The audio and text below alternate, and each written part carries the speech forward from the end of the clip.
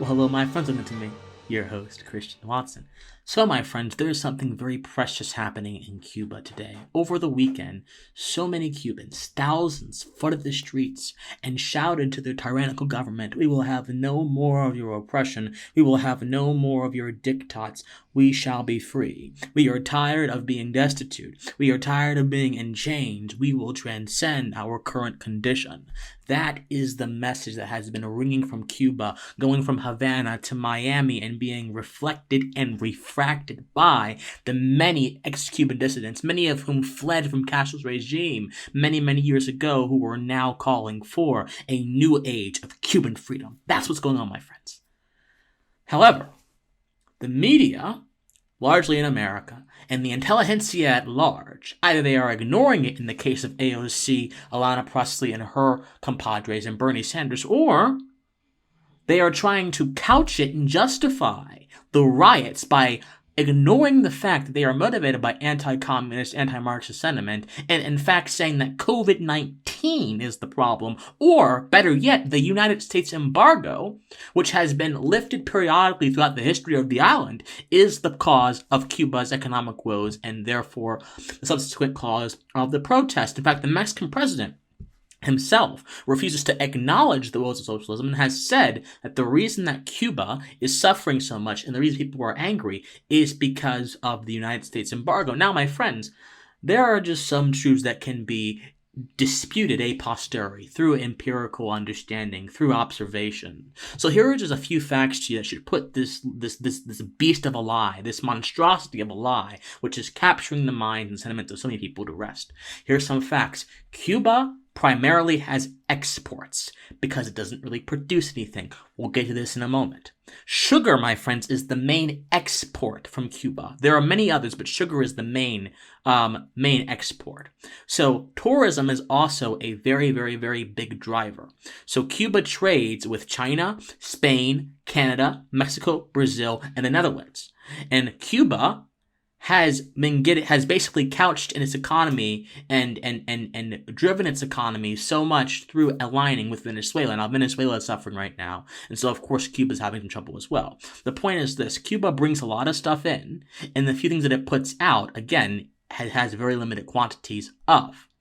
The Cuban economy is parasitic because it is a deterministic economy. It is an economy built upon the government determining what is appropriate and what is not appropriate. In Cuba, in the Constitution, the government requires that everyone will have an 8-hour workday. In Cuba, in the Constitution of Cuba, the government requires so much of the citizens. In Cuba, it regulates what kind of unions or associations that workers can form. And there really is only one union in Cuba. And that union is a union that is authorized by the state, driven by the state, to push state-run talking points, to push this idea of worker solidarity, these sort of communistic notions. So in Cuba, their economy is not an open system in which exchange and genius can come in through one end and the products of that come out through the other end. The economy is a closed system regulated under a Marxist structure. And no matter how many exports or imports Cuba gets, no matter the amount of those things, if you are constantly parasitically leeching off of the genius and creative energies of other people and trying to direct them towards a particular end that may not be to the desires or may not be fruitful, your economy will never be good. Cuba is not suffering entirely because of the embargo. When the embargo first happened in the 60s, Cuba immediately began trading with the Soviet Union, and when that devolved, they began going elsewhere. So Cuba has had a very rich economic history of trading with other countries, but they're suffering because there's no ingenuity. They're suffering because under Marxism, things are communally and collectively owned, and when you have such a system which destroys individual creativity and suppresses it beneath the will of bureaucrats, you do not have a system that will allow prosperity to happen. Human prosperity is not subjective. It is an objective outcome of the intelligent use of our faculties. This is why Marxism is so dangerous, because it tries to enshrine subjective opinions of how human beings work. In the context of this system of structures and institutions controlling all of us and taking us towards worker revolution, to understand the whole of human action. But human action, my friends, is so much deeper than class conflict. Human action is so much deeper than politically loaded rhetoric. Human action is so much more complex, but the Cuban government doesn't get that. Which is why the president of Cuba is saying that the resentment that so many of his people are exhibiting towards his infrastructure, towards his government, comes from an American-backed attempt. And he has released and activated pro-government supporters to go in and challenge the thousands of people who are saying no more. And so what have people in America done? Marco Rubio is in solidarity and support. Francis Suarez, the mayor of Miami, has actually called for the United States to go in and actually intervene in Cuba with military force or whatever. Besides the economic determinism, which is binding the energies of the Cuban people to mediocrity and is preventing them from having the prosperity, there's also another reason as to why this revolution is happening, why this attempt at a revolution is happening. Because the principle of liberty is ingrained in all of us. And when someone recognizes that, they become very dangerous to tyrants. What do I mean? Machiavelli, who is the chief architect of attempts to enshrine tyranny and use tyranny to suppress people and control people, he had something to say in The Prince that is very, very important. He said this when he was talking about Sparta and Athens, and he was talking about how certain territories were able to control areas, like Rome was able to control certain areas, whereas other territories were not able to control certain areas. And he tells us why. So he says that that there was no safe way relating to these areas to retain them otherwise by ruining them. And he who becomes master, listen to this, he who becomes master of a city accustomed to freedom and does not destroy it may expect to be destroyed by it, because it always has liberty and its ancient rights as a way of uniting in rebellion. Neither time nor benefits will ever cause it to forget these. Whatever you may do to protect against rebellion, the people never forget freedom or their old rights unless they are scattered. So what Machiavelli says here in The Prince is that if people understand or recognize that they have freedom or remember their freedom, they will constantly rebel against being suppressed. So what does Machiavelli suggest? He says kill them, ruin them, destroy them. And this is exactly what's happening in Cuba. Maybe not the killing part, but they are being suppressed and ruined.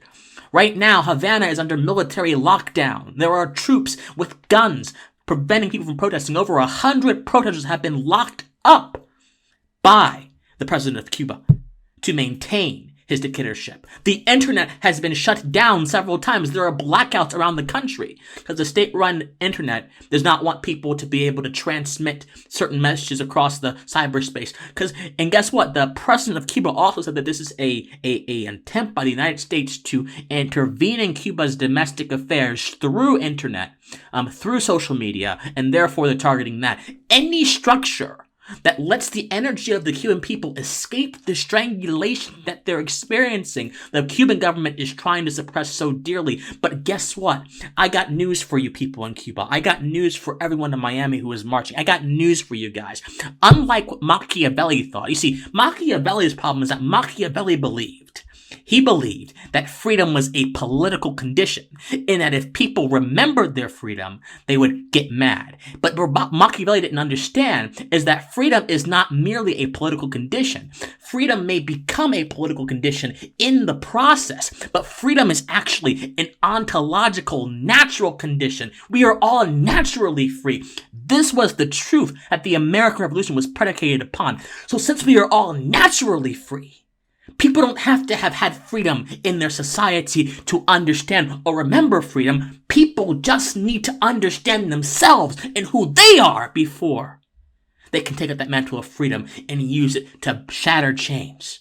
And that spiritual realization of what freedom is what is going on in Cuba right now. Because people understand that there are certain objective outcomes that result from suppressing human beings and our faculties, suppressing our liberty, limiting our information. There are just certain natural laws that rebel against that and will cause this sort of sentiment of resentment and anger to boil up in us. And the Cuban people understand that. That's why they're marching right now. That's why they're marching, not because they remembered a condition, that may have been 50 years ago, but because they remember who they are as children of God, as people who are imbued with rights, whether you believe in God or not. These are empirical facts that they are getting. This is not about, as Machiavelli would say, understanding previous political conditions. No. This is about understanding who you are, understanding what your value is, understanding what you mean in this world. That's what's going on in Cuba right now. Now, there's something that all of us need to understand, though. All of us need to understand one thing. One thing that's very important. Any revolution has to have an intellectual foundation before it can be successful. What do I mean? The American Revolution was so successful not because they took up arms to shoot and kill the Tories, to shoot and kill the British. That's not why. That came after the fact.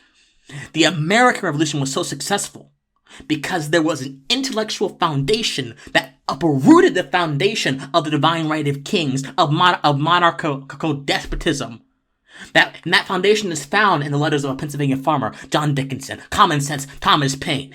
So many of the founders who wrote used the pen as a weapon against the spiritual powers of the British Empire, and they tore them down. They nailed them one by one. That's why America was not only successful in beating the British, but successful in establishing a structure that was predicated upon objective truths after the fact. But if you have a revolution but no structure, you get despotism. That's what happened over in France. When you have a revolution with no structure, you get a lot of needless pain and destruction. My friends, many people are suggesting we put military force, military boots on the ground to beat back the pro-government forces. That's not what we do. We have to make sure that people in Cuba have an intellectual foundation that is rooted in freedom. When right now what's happening is a lot of intuition. We intuitively understand that we're free, but intuition cannot take us to realization. Intuition simply provides the basis for us to get to realization. So they cannot simply rely on their intuitions to beat this force. Their intuitions to destroy the Castroism. They have to rely on core intellectual precepts. They have to have the right principles, or else Cuba will remain a dictatorship in a different form. It may not be a communist dictatorship, but it could be a different kind of dictatorship. But if they understand what freedom actually means, and they have an objective basis for that freedom, Cuba can be free forever. So no, we don't need a military force. We need intellectual force to come in and rebel against the powers of the Marxist-Leninist dictatorship in Cuba. That's what we need. Because there are still many people pro-government who are dismissing the anti-government protesters as American plans. But if we can even reach them with the force of the intellect, then my friends, any revolution that happens right now will be long-standing and long-lasting. But we have to understand one thing. This is not simply a war of flesh and blood. This is a war of ideas, a war of concepts. And we have to be armed in those ideas and in those concepts if we want to have a long-standing change. So my people in Cuba who are being assailed and arrested and censored and beaten and violated right now, my thoughts are with you, but we have to understand one thing. Your foundation must be stable. It must be rooted in reality, not grand abstractions. And when it's rooted in reality, and it's rooted in the truth, the natural truth of human freedom that was transmitted to the natural law tradition of the 17th century into America, into the greatest structure of individualism in the world, when that happens, when that is confirmed, then Cuba can be free. But until then, it'll just be needless struggle. Don't struggle needlessly. Struggle fruitfully and obtain the ends of justice that are bound inside of yourself. The ends of justice that affirm the truth of human freedom. My friends, think on it. I love you. If you love me, please support me anywhere you can. Patreon.com/officialcwatson or PayPal, officialcwatson@gmail.com or locals, christianwatson.locals.com, or please join our Discord, which is linked down below. I love you guys so much, and please stay fiery. Pray for people in Cuba, or if you don't pray, think for them. And most importantly, stay pensive. Bye, guys.